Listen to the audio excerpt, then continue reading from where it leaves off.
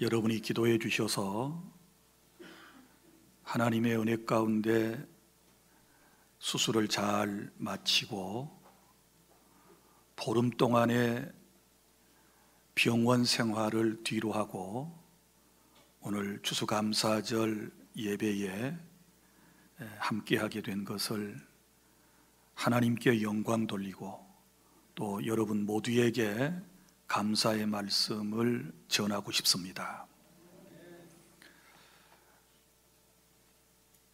잦은 수술과 병원 생활을 통해서 언제부터인가 제 마음속에 여러 가지 고통들에 대한 불평과 불만이 내 마음속에 쌓이기를 시작했습니다. 추수감사절 예배를 인도하고 또 여러분들에게 말씀을 전해야 할 목사의 마음속에 더 이상의 주어진 내 삶에 원망과 짜증이 있어서는 안 되겠다. 이것을 먼저 해결하고 성도들 앞에 서는 것이 나의 올바른 목자의 삶의 태도라고 생각을 했습니다. 그래서 퇴원하여 집에 돌아오자마자 서재에서 감사에 관련된 책들을 찾아 읽기를 시작했습니다. 제 자신의 생각으로는 어떻게 하든지 감사를 회복해야 하는 것이 급선무였고 또 하나님께서 그것을 가장 기뻐하신다는 사실을 알았기 때문에 여러 책들을 꺼내서 읽기를 시작했습니다. 그 가운데 엘리자베스 엘리엇이 쓴 고통은 헛되지 않습니다 라고 하는 책을 접하게 되었습니다. 오래전에 누구에겐가 선물을 받았든지 아니면 제가 서점에 가서 구입한 책이었음이 분명합니다. 그런데 그동안 그 책을 읽지 않고 있다가 제가 집에 돌아와서 그 책을 읽었습니다. 아마 영화 창끝이라고 하는 영화를 보신 분들은 이해가 더 빠르리라고 생각을 합니다. 이 엘리자베스 엘리엇은 선교사의 딸로 태어났습니다. 그는 짐 엘리엇 선교사와 혼인을 했고 그리고 27개월 만에 사랑하는 남편과 사별을 했습니다. 아시는 분은 아시겠지만 그의 남편 선교사는 중남미에 있는 에콰도르 인디언들에게 복음을 전하러 갔다가 그 와오리라니 부족 인디언들에게 무참히 창에 찔려 순교를 당했습니다. 남편 선교사가 순교할 당시 그의 부부에게는 10달 된 딸이 있었습니다. 이 엄청난 시련을 겪은 이 엘리엇 여사는 그런 가운데서도 하나님을 원망하지 아니하고 어떻게 하든지 하나님 안에서 이 고통의 문제를 해결하려고 힘을 썼습니다. 남편이 순교하고 2년이 지난 후에 엘리엇 여사는 이제 사랑하는 딸을 데리고 그리고 남편과 함께 그곳에 갔다가 순교했던 선교사 부인들과 함께 다시 그곳으로 들어가게 된 것입니다. 이 부족들에게 가서 하나님의 말씀을 전했고 그리고 성경을 번역하는 그들의 언어로 번역하는 이런 일을 했던 것입니다. 그리고 많은 사람들을 하나님의 품으로 인도하는 귀한 사역을 감당했습니다. 엘리자베스 엘리엇은 16년 후에 미국으로 돌아와 한 신학자와 재혼을 했습니다. 그런데 3년 반 만에 재혼한 남편이 암투병을 하다가 또 세상을 떠나게 되었습니다. 그리고 세 번째 남편을 만나서 그 이후에 삶의 평생을 함께 했고, 고통 가운데 있는 수많은 사람들의 상처를 셋째 남편과 함께 치유해 주며 하나님께로 이끄는 사명을 감당하다가 엘리자베스 엘리엇 여사는 2015년 6월 딸과 8명의 손주를 남기고 하나님 품에 안겼습니다. 그는 자신의 어려운 삶을 감사함으로 받아들였습니다. 고난을 받아들이고 감사함으로 하나님의 뜻을 깨닫기를 원했고, 하나님의 뜻을 이해가 되지 않을 때일수록 더욱더 주의 품에 안기는 그런 신앙을 가졌던 것입니다. 그는 연간 3,600mm 이상의 비가 내리는 적도의 한 인디언 부족 마을에서 사역을 했습니다.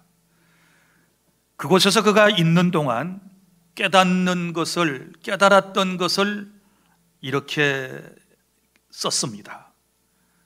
그곳 사람들은 열악한 환경 속에서도 그 매일같이 비가 내리고 폭우가 쏟아지는 현장에서 해충과 진흙과 그리고 곰팡이 등이 많은 정말 좋지 않은 환경에서도 불평하지 않는 그런 모습을 보고 깜짝 놀랐다고 그랬습니다. 인디언 여자들은 20kg가 넘는 식량을 걸머지고 약 4kg씩을 그 질퍽진 땅을 비를 맞으면서 습한 그 밀림을 헤쳐 오고 가면서도 그 어떤 여인 하나 투덜거리는 사람이 없었고, 짐이 너무 무겁다고 그 식량을 내팽개쳐 버리는 그런 여인들이 없었다는 것에 대하여 큰 감명을 받았다고 했습니다. 그들은 그리스도인이 아니었지만 혹독한 환경을 담담히 받아들이면서 그 누구보다도 기쁘게 살아가는 그들의 모습을 보며 크리스천으로서 너무너무 자기 자신의 모습이 부끄러웠다라고 기록을 하고 있습니다. 저는 이 글을 읽으면서 이것이 나의 모습이 아닌가 싶었습니다. 얼마나 좋은 환경 가운데 있고 그래도 2,000여 명이 넘는 성도를 양육하고 천국으로 인도해가는 귀한 목자의 사역을 감당하면서, 그리고 많은 사람에게 사랑을 받고 하루하루를 그들의 기도 소리를 들으며 살아가면서 정작 나 자신은 하나님께 감사하고 있는가? 정말 행복한 마음을 가지고 사역의 현장에 있는가? 라고 깊은 생각을 갖게 되었습니다. 사랑하는 주안의 성도 여러분, 오늘 우리 모두가 주님께서 우리에게 주신 이 말씀을 듣고 깨닫고 감사를 회복하는 그런 시간이 될 수 있기를 바랍니다. 아무리 아름다운 꽃이라도 여러분 잘 가꿔주지 않는다면, 때에 따라 물을 적당히 주지 않는다면 시들어버리는 것처럼 저와 여러분의 삶이 아무리 좋은 환경이라 할지라도 날마다 하나님께서 주신 은혜에 대하여 감사하지 않는다면 원망과 불평으로 인하여 우리의 삶은 어두워지고 결국은 망하게 된다라고 하는 사실을 깨달을 수 있기를 바랍니다. 제가 병원에 입원하기 전에 제 아내가 2주간 동안 서울에 있는 두 손자를 보살펴 주기 위해서 아들의 집에 갔습니다. 서울에 가면서 제게 부탁을 한 것이 있었습니다. 여보, 아침 저녁으로 저 기르고 있는 새싹보리에 물을 꼭꼭 주세요. 새싹보리가 뭔지 아십니까?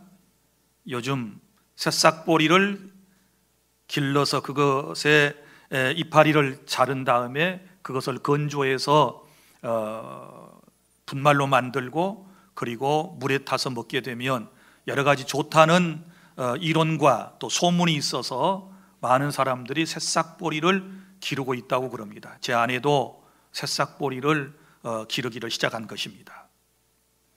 그래서 저는 아내가 없는 2주간 동안 열심히 아침 저녁으로 물을 많이도 뿌려줬습니다. 한 번도 빠지지 않고 물을 얼마나 열심히 주었는지 제 마음속에는 바라는 것이 있었기 때문에 그렇습니다. 아내가 돌아오는 날 내가 잘 가꾸어 준 이 파란 새싹보리를 보고 기뻐하겠지, 그러는 마음을 가지고 아침 저녁마다 물을 흠뻑흠뻑 주었습니다. 이 보리는 정말 파랗게 위로 춤을 추듯이 올라왔습니다. 아침 저녁으로 바라보는 제 마음에도 큰 기쁨이 있었습니다. 단언코 말씀드리지만 한 번도 하루도 물 주기를 거른 적이 없습니다. 드디어 아내가 돌아왔습니다. 집에 와서 새싹보리를 보더니 너무너무 잘 키웠다고 행복해하는 그 모습을 보며 제 마음이 기뻤습니다. 그런데 그 기쁨도 잠깐이었습니다. 마루로 가더니 TV 옆에 여러 화초들이 쭉 있습니다. 거기에 누구에게 선물 받은 분재도 있고 그리고 여러 화초들이 있는데 그 화초들 가운데 유독 분재가 말라서 죽어버린 것입니다. 그래서 어떻게 해서 분재를 죽였느냐고, 왜 분재에는 물을 주지 않았느냐고 다그치는 것이었습니다. 그래서 제가 말했습니다.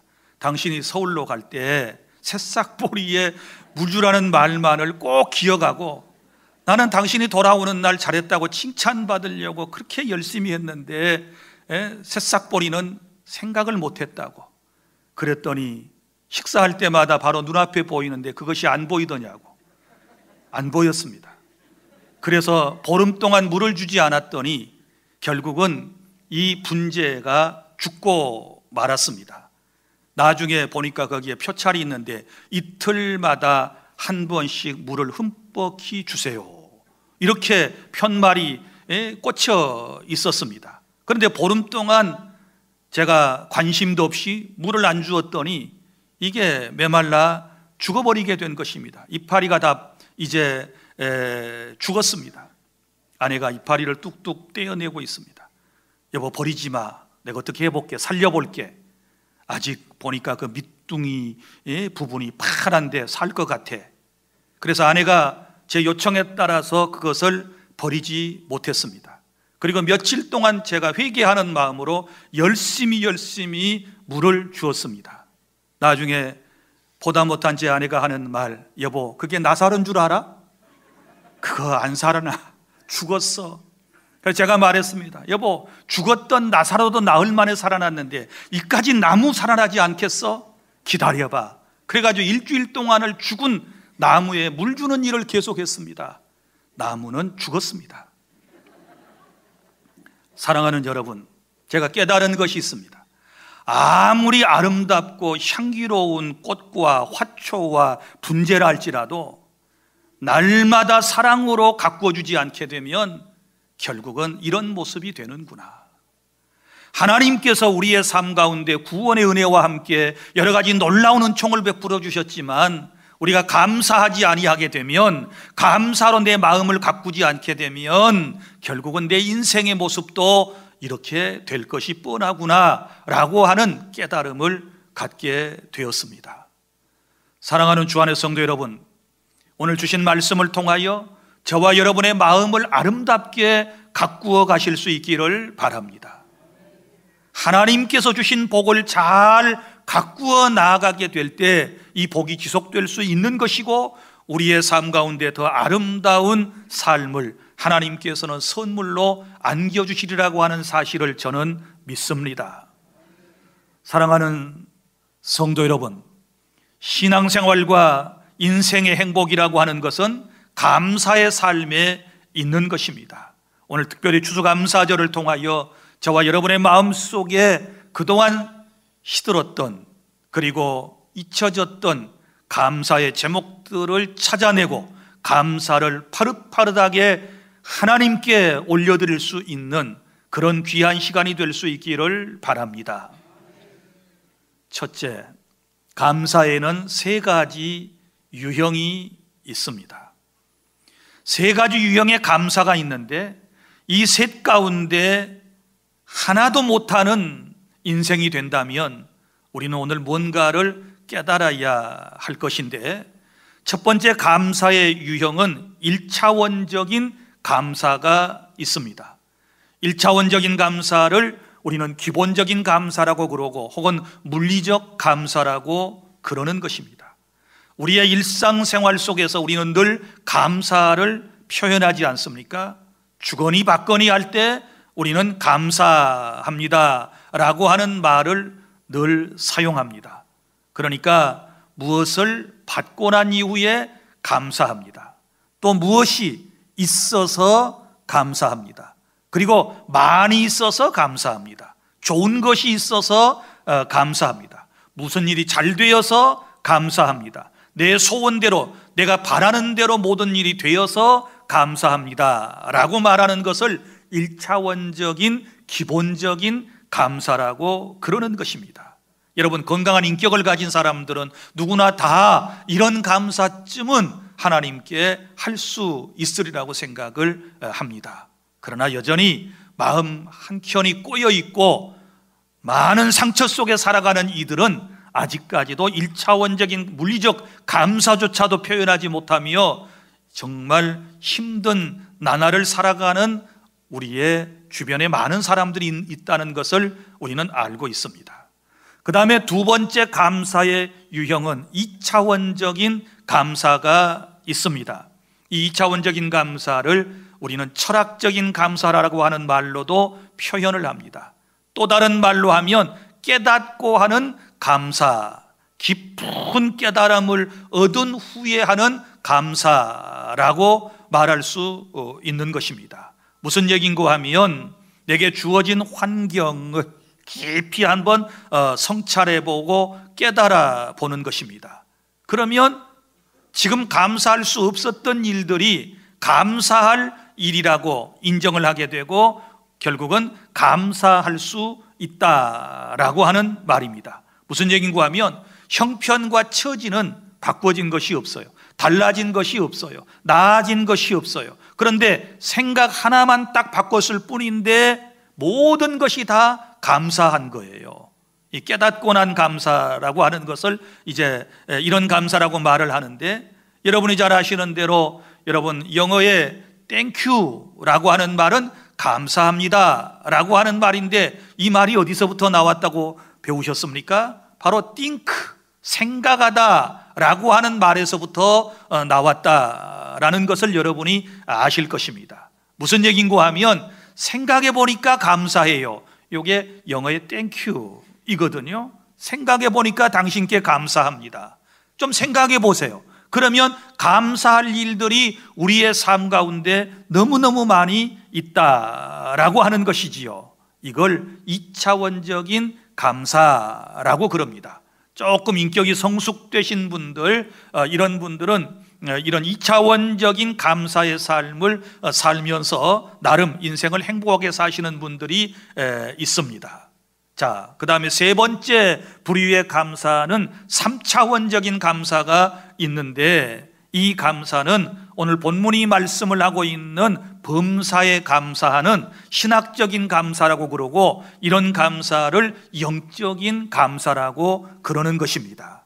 무슨 얘기인가 하면 가진 것이 없고 환경이 좋지 못하고 여러 가지 삶이 열악하다 할지라도 늘 내가 하나님의 백성이며 하나님의 자녀이며 예수님을 믿다가 천국에 가서 주님과 함께 영원히 살 것을 생각해 보니 모든 것이 다 감사합니다 라고 고백되어질 수 있는 이 신앙이 바로 3차원적인 감사, 오늘 주님께서 저와 여러분에게 요구하시는 감사라고 하는 사실을 여러분이 알아주시기를 바랍니다.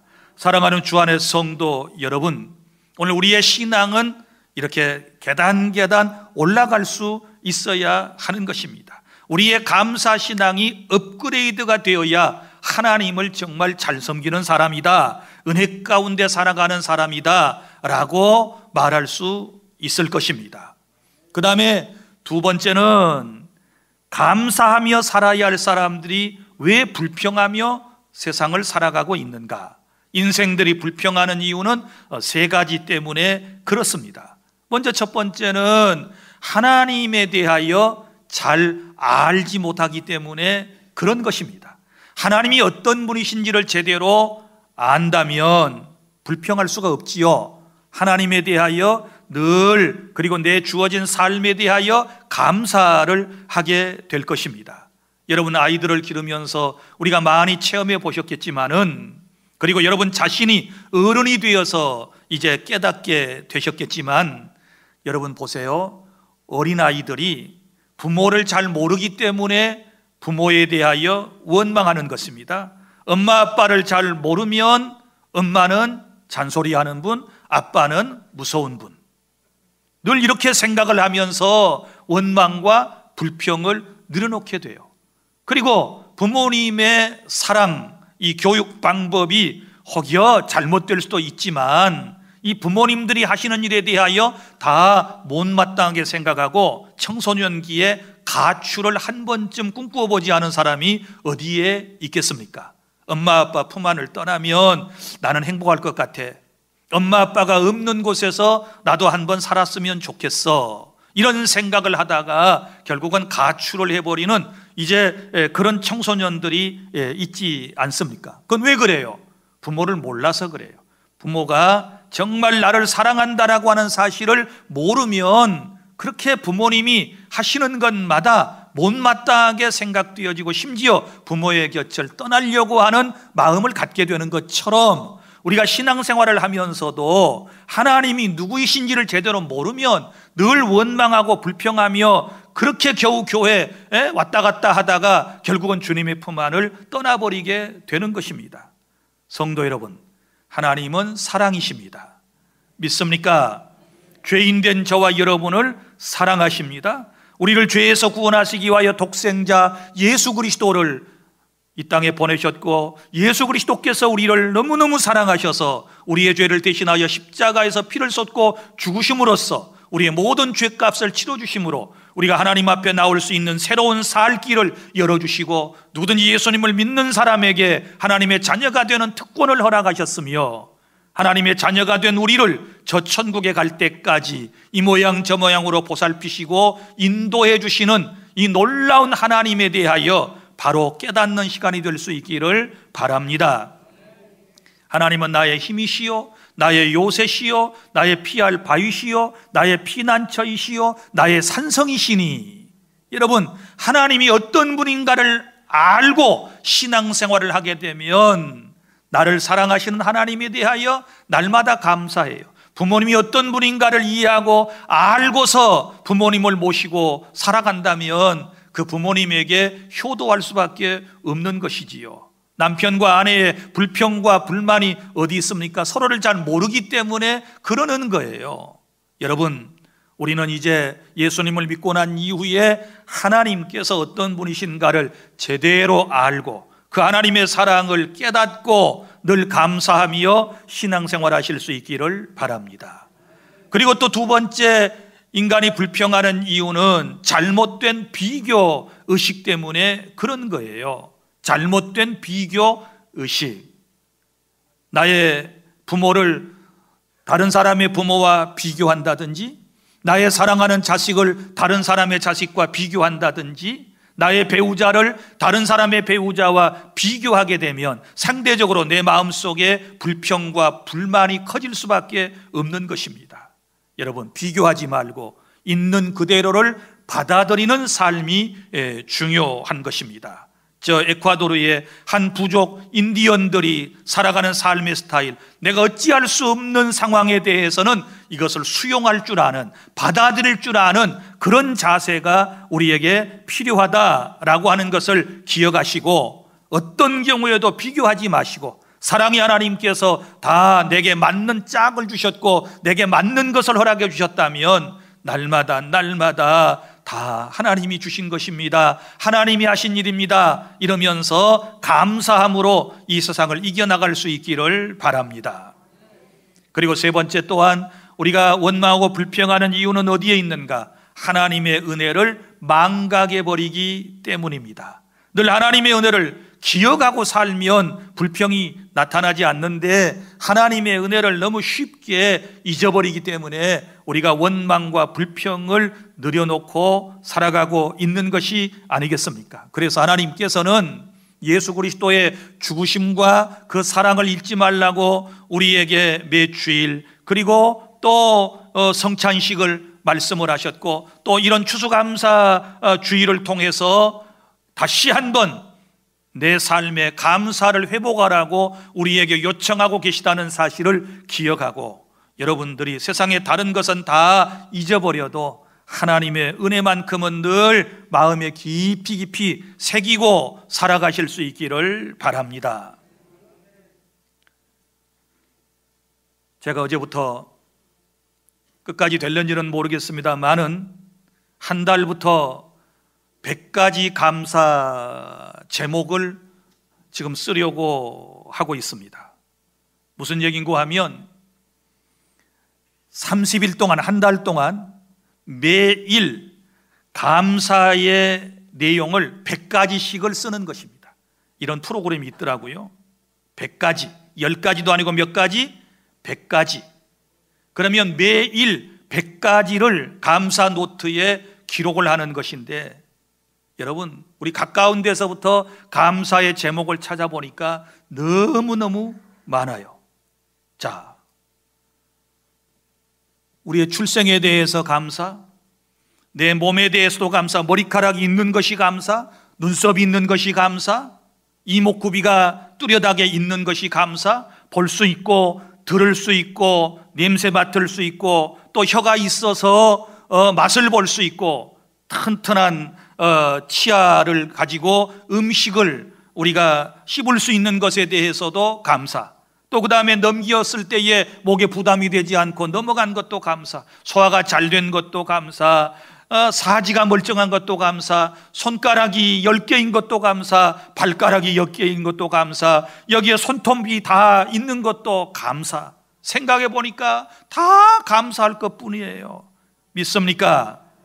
제가 숙제를 내드리겠는데 오늘부터 한 달 동안 하루에 100가지씩 감사의 노트를 한번 기록해 보시기를 바랍니다. 그러면 하나님의 놀라운 은혜를 통하여 우리의 삶이 감사의 삶으로 바꾸어지는 그런 은혜를 체험하게 될 줄로 믿습니다. 요즘 따라 짜증이 나고 요즘 따라 누군가가 원망스럽게 보여지고 누군가가 미운 감정이 들고 세상에 사는 모든 사람들이 전부 틀려먹었다고 생각될 때 여러분들이 감사의 노트를 한번 기록을 해보시기를 바랍니다. 반드시 하나님께서 크신 은혜를 저와 여러분에게 허락해 주실 줄로 믿으시기를 바랍니다. 기분 나쁜 것은 빨리 잊어버리고 좋은 것은 마음속에 늘 새록새록 새겨둘 수 있는 이런 좋은 습관이 우리에게 필요한 것입니다. 여러분, 아랍인의 속담 가운데 기쁜 일, 좋은 일은 대리석에 새기고 기분 나쁜 일은 모래에 새기시오 라고 하는 말이 있다고 그러는데, 여러분 일리가 있다고 생각을 합니다. 사랑하는 주안의 성도 여러분, 오늘 이 시간 이후로 좋지 않았던 감정들, 그런 기억들은 다 빨리 잊어버리고 하나님께서 내게 위기 때마다 그때마다 베풀어 주셨던 놀라운 은총들에 대해서는 감사할 수 있는 그런 신앙을 꼭 회복할 수 있기를 바랍니다. 그 다음에 셋째로, 그러면 범사에 감사하려면 어떻게 해야 할까요? 세 가지를 여러분에게 말씀을 드리겠습니다. 오늘 범사에 감사하라, 이것이 그리스도 예수 안에서 너희를 향하신 하나님의 뜻이다 이렇게 말씀을 했거든요. 그러니까 감사하며 살아가는 것이 하나님의 뜻이에요. 하나님은 우리에게 감사하며 살아가는 그 모습을 보기를 원하신다라고 하는 것입니다. 먼저 이러셔야 됩니다. 첫 번째는 모든 상황에서 감사하시기를 바랍니다. 모든 상황에서, 어떤 상황에서든지 감사해야 돼요. 자, 감옥에 있어도 감사, 수도원에 있어도 감사, 산에 있어도 감사, 여러분 어떤 상황에서든 감사하는 이런 자세가 필요한 거예요. 사도행전 16장에 보십시오. 바울과 실라는 복음을 전하다가 감옥에 들어갔습니다. 감옥에 들어가는 것이 다 죄만 지어서 들어가는 게 아니에요. 이렇게 복음을 전하다가 감옥에 들어가서 고통받는 이들도 있을 수 있는 거예요. 그런데 바울과 실라는 원망하지 않고 하나님께 감사하며 찬양과 기도를 드리게 되지요. 이런 신앙이 오늘 저와 여러분에게 필요한 것입니다. 또 하박국이라고 하는 선지자, 여러분 구약성경 하박국서에 보세요. 거기에 보면 정말 국가는 위기를 당했고, 그리고 또 농경사회 속에서, 그리고 양떼와 소떼를 기르는 환경을 가진 이들로서 너무너무 좋지 않은 형편이었지만, 그럼에도 불구하고 나는 구원의 하나님으로 인하여 오히려 기뻐하고 찬송하리로다. 할렐루야. 이런 은혜를 받아야 될 줄 믿습니다. 내 상황을 여러분이 바꾸어 나가는 것은 비싼 돈을 들어서 바꾸어 나가는 게 아닙니다. 여러분, 우리의 믿음을 통하여, 우리의 감사를 통하여 우리의 상황을 얼마든지 우리는 바꾸어 나갈 수 있음을 깨달을 수 있기를 바랍니다. 욥이라고 하는 사람도 어떤 상황에서든지 그는 하나님께 감사하지 않습니까? 그의 모든 가사는 풍비박산이 났고, 그의 몸에는 병이 들었고, 그리고 주변에 있던 많은 사람들은 그의 곁을 떠나가고 사람들에게 상처를 입었지만, 그럼에도 불구하고 그런 상황에서도 주신 이도 하나님이시오, 취하신 이도 하나님이시오니 하나님 찬양을 받아 주십시오 하고 하나님께 감사하는 욥의 멋진 신앙을 우리가 배워서 실천해야 할 것입니다. 그리고 또 둘째로, 범사에 감사하며 살려면 모든 일에 언제나 감사. 첫 번째는 모든 상황에서 감사하셔야 되고, 그 다음에는 모든 일에 언제나 감사하려고 하는 마음의 자세가 필요한 것입니다.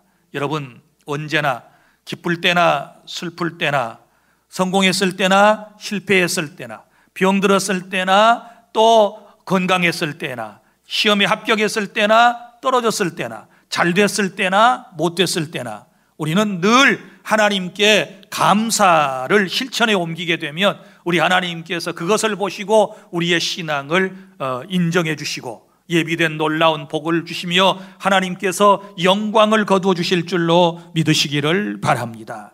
그리고 세 번째, 범사에 감사하려면 하나님의 뜻대로 모든 것이 이루어진다라고 하는 믿음을 가지시기를 바랍니다.